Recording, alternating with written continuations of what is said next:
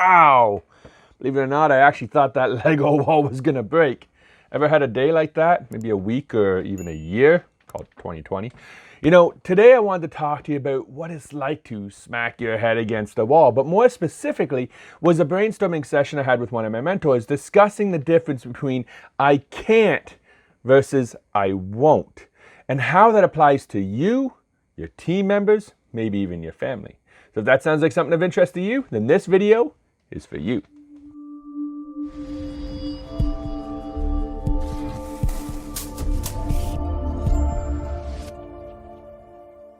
Hi, I'm Jason from GetUncommonResults.com, and today's 3-minute business tip is all on the difference between I can't versus I won't. Look, as you know, you're not alone when it comes to smacking your head off the wall, right? No matter whether it's Lego, brick, or otherwise, there are definitely times where you're putting your head down and just smashing your way through, praying that maybe you will find a door instead and be left with only a minor goose egg. Was that just me? You see, when I was discussing with my mentor, what we were talking about was where people will say, I can't do that, and this limiting belief. But what we really were going into was the fact that for some people, when they say I can't, the truth, what they're really saying is I won't. And for whatever reason, whether it's a fear, whether it's a false belief, whether it's a lack of confidence, there is nothing you can do to make them do it. They just will not do it. Do you know what I'm talking about? Have you ever had, like, for example, here's a common one, ever challenged a team member to pick up the phone and make sales calls, right? And no matter how hard you try, they just won't pick up the phone. They'll do everything else but pick up that phone. They will say, well, I can't do that, right? But the truth is they won't. Well, what we were coming down to and what it comes down to, and maybe this happens to you, maybe it doesn't. I know it happens to me. But there are certain things that for some reason my mind, for whatever reason, comes up with all these excuses, justifications, and real, what feels like real reasons why I can't do something. But reality is, if I dig a little bit deeper, if I look under the surface a bit, it's that I physically won't do it. And for whatever reason, I've put up all these blocks and all these walls.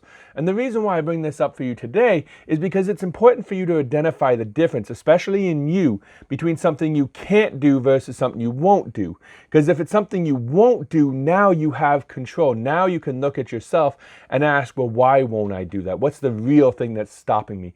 Rather than hiding behind the excuses that come with, I can't do that. Does that make sense? If it does, leave me a comment below, because I'm sure it's happened to you. Like I said, it's happened to me too.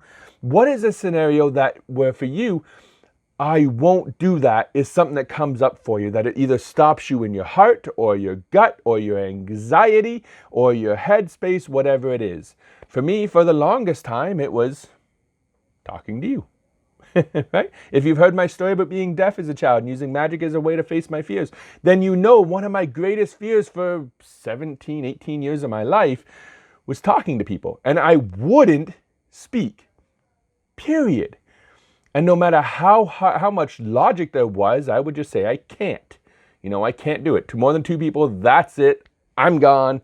I'm out of here. My anxiety's too high. My stress is too high, yada, yada, yada, yada. All legitimate reasons. Some of them mental health reasons, other them anxiety, stress related, some of them fear-based, all kinds of legitimate reasons. I'm not saying they're not. But the moment I stopped saying I can't and started saying I won't and started asking why I wouldn't, then I could get to the truth and start to understand the real reason why I wasn't doing something.